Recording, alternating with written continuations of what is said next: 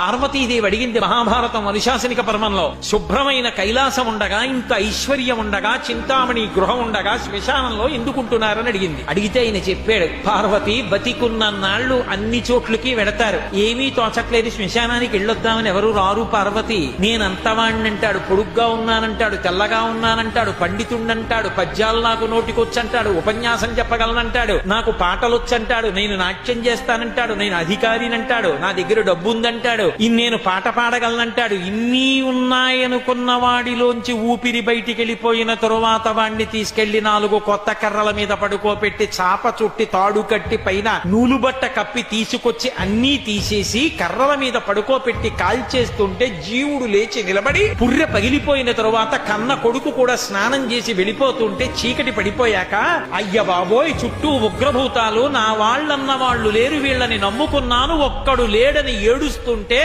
నేనున్నాను రా అని చెప్పడానికి నేను కూడా లేకపోతే చచ్చిన వాడు 1000 మాటలు చచ్చిపోతాడని అక్కడ ఉన్నాను పార్వతి, నా కర్మకాల అక్కడ లేనన్నాడు.